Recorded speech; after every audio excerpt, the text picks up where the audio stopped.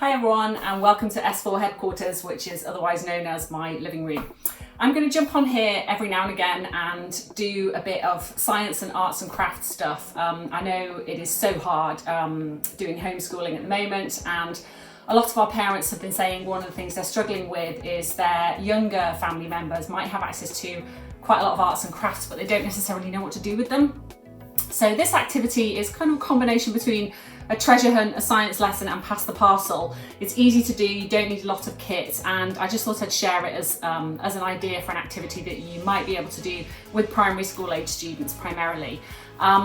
This is not an activity that they can probably do unsupervised. I'm sorry, I know you're all desperate for things that your home learners can do by themselves, but it is a fun one, and you could get the whole family involved in this. So I'm starting with a massive piece of brown paper that will be arriving in a lot of households from a nameless online supplier of goods.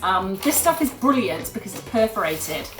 So it's essentially really easy to just rip into pass the parcel pieces. Doesn't matter if it doesn't rip very neatly.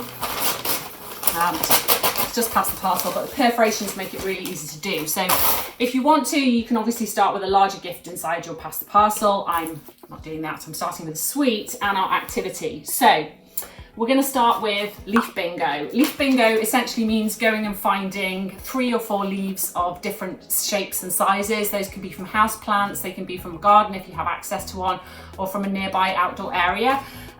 Leaf bingo is a really good way to talk about adaptations in plants. Why are some leaves long and thin? Why do some have a waxy covering on them? Why are some squishy? Why are some round? Why have they got veins in? You can pick them apart. Leaf bingo, fantastic. Next one. Next layer is going to have 4 pipe cleaners in it and make an insect. Pipe cleaner insects are brilliant. We've got a stick insect here, really easy. Fold pipe cleaner 1 in half. Wiggle these guys round. 1, 2, 3 to make legs, and bend them into whatever shape you want. There. Googly eyes on the front, stick insect. You can do spiders, again, really easy to do. 3 pipe cleaners tied in the middle. You can do all kinds of flying things. You can do bugs. You can do mini butterflies. Really nice way to do an arts and crafts activity and have a conversation about insects. Great. So next layer, obligatory sweet, and either do the cover water over your head experiment or 10 star jumps. I absolutely hate this experiment, and I've just spilt some of the water, but we'll see if this works. Fill a cup of water almost up to the top, back of an old Christmas card over the top. It's a way to talk about surface tension and air pressure. You can also talk about the particles in the water. You hold it upside down. If you're seeing some water leaking around the edge, this probably isn't going to go well, but if you don't see any water leaking around the edge, you probably have a decent seal. Just getting rid of the extra bit. And can do this. And then if you want to, you can hold it over your head. I'm not going to do that. I hate this experiment. Probably best to do it somewhere where a bit of water spilling doesn't matter. But it is good fun. And actually, there's a lot of physics going on in that.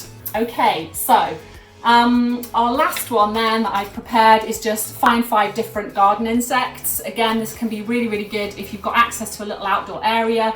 Run outside. You should be able to find at this time of year a woodlouse, a worm, possibly a spider, and probably a couple of other really interesting bugs.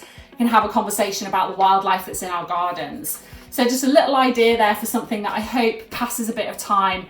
Good luck.